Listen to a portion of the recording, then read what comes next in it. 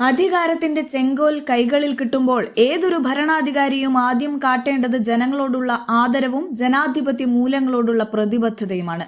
എന്നാൽ വി.ഡി. സതീശൻ എന്ന പുതിയ മുഖ്യമന്ത്രി ആ കസേരയിൽ ഇരുന്ന് ദിവസങ്ങൾക്കകം കൈക്കൊണ്ട തീരുമാനങ്ങൾ കാണുമ്പോൾ ഈ ഭരണമാറ്റത്തിനായി ആഗ്രഹിച്ച വോട്ടർമാരും കഷ്ടപ്പെട്ട ജനങ്ങളും ഒരുപോലെ നെറ്റിചുളിക്കുകയാണ്. കഴിഞ്ഞ നിയമസഭാ തെരഞ്ഞെടുപ്പിൽ UDFന് വൻ വിജയം സമ്മാനിച്ചുകൊണ്ട് ജനങ്ങൾ ഇടതുഭരണത്തെ താഴെയിറക്കിയത് വലിയ പ്രതീക്ഷകളോടെയാണ്. അഴിമതിയും സ്വജനപക്ഷപാതവും ഇല്ലാത്ത ഒരു പുതിയ രാഷ്ട്രീയ സംസ്കാരം കേരളത്തിൽ ഉണ്ടാകുമെന്ന് വിശ്വസിച്ചാണ് കോടിക്കണക്കിന് മനുഷ്യർ ഈ മുന്നണിക്ക് വോട്ട് ചെയ്തത്.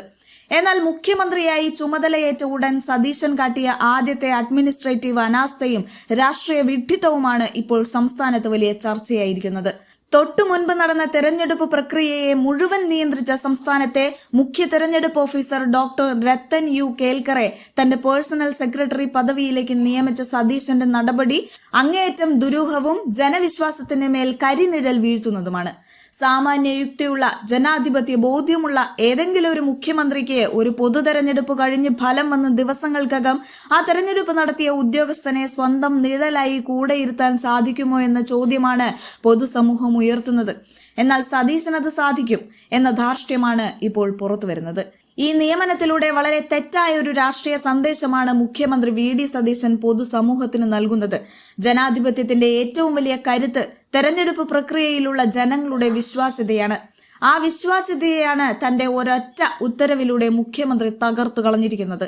പ്രതിപക്ഷത്തിരിക്കുന്ന CPIM-ഉം BJP-യും ഇപ്പോൾ ഉന്നയിക്കുന്ന തെരഞ്ഞെടുപ്പ് അട്ടിമറിക്കുള്ള പ്രതിഫലമാണ് ഈ പദവി എന്ന ആരോപണത്തിന് കൃത്യമായ വഴിമരുന്നിട്ട് കൊടുക്കുകയാണ് സതീശൻ ചെയ്തത്. UDF നേടിയ ഈ ചരിത്രപരമായ വിജയത്തിന്റെ മാറ്റു കുറയ്ക്കാനും ഇത് തെരഞ്ഞെടുപ്പ് കമ്മീഷനെ സ്വാധീനിച്ചുണ്ടാക്കിയ വിജയമാണെന്ന് എതിരാളികൾക്ക് ആക്ഷേപിക്കാനും സതീശൻ തന്നെ അവസരമൊരുക്കി കൊടുത്തു. എനിക്ക് അധികാരം കിട്ടി, ഞാൻ മുഖ്യമന്ത്രിയായി, ഇനി എനിക്ക് ജനങ്ങളുടെ അഭിപ്രായമോ ജനാധിപത്യ മര്യാദകളോ നോക്കേണ്ടതില്ല എന്ന മുൻഗാമിയുടെ അതേ ഭരണാധികാരി ഭാവമാണ് സതീശനും ഇപ്പോൾ പുറത്തെടുക്കുന്നത്. പ്രതിപക്ഷ നേതാവായിരുന്നപ്പോൾ ധാർമ്മികതയെക്കുറിച്ചും രാഷ്ട്രീയ ശുദ്ധിയെക്കുറിച്ചും വാദോരാതെ സംസാരിച്ചിരുന്ന ഒരാൾ അധികാരത്തിന്റെ ഉന്നതങ്ങളിൽ എത്തിയപ്പോൾ ആ ധാർമ്മികതയെല്ലാം സൗകര്യപൂർവ്വം മറക്കുന്നു എന്നത് വലിയ വൈരുദ്ധ്യമാണ്. രത്തൻ കേൽക്കർ എന്ന ഉദ്യോഗസ്ഥന്റെ ഭൂതകാലം പരിശോധിച്ചാൽ അദ്ദേഹം മുൻപ് പിണറായി വിജയൻ നേരിട്ട് ഭരിച്ചിരുന്ന IT വകുപ്പിന്റെ സെക്രട്ടറിയായും ഇൻഫോ പാർക്ക് ചെയർമാനായും ഇരുന്ന ആളാണ് എന്ന് കാണാം. ഇതിനർത്ഥം അധികാരത്തിലിരിക്കുന്ന ഏതു മുന്നണിക്കും അവരുടെ താല്പര്യങ്ങൾ സംരക്ഷിക്കാൻ കൂട്ടുനിൽക്കുന്ന ഒരുപോലെ പ്രിയപ്പെട്ടവരായി മാറാൻ കഴിയുന്ന ഒരു ഉദ്യോഗസ്ഥനാണെന്നാണ്.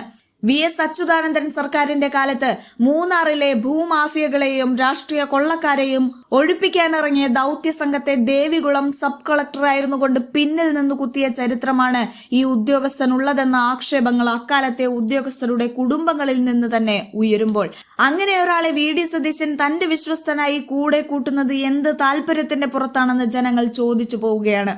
മുൻപ് പിണറായി വിജയൻ തന്റെ ഓഫീസിൽ ശിവശങ്കർ IAS-നെ പ്രതിഷ്ഠിച്ചപ്പോൾ അതിനെതിരെ സഭയിലും പുറത്തും ആഞ്ഞടിച്ച ആളാണ് വി.ഡി. സതീശൻ.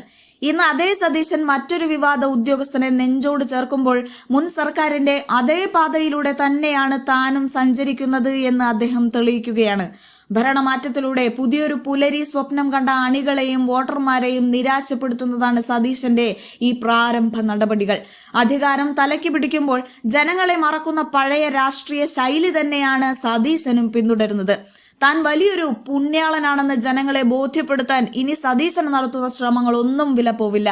കാരണം അധികാരമേറ്റ് ദിവസങ്ങൾക്കകം തന്നെ തന്റെ യഥാർത്ഥ രാഷ്ട്രീയ സ്വഭാവവും നിലപാടും എന്താണ് എന്ന് കേരളത്തിലെ ജനങ്ങൾക്ക് മുന്നിൽ അദ്ദേഹം തുറന്നു കാട്ടിക്കഴിഞ്ഞു.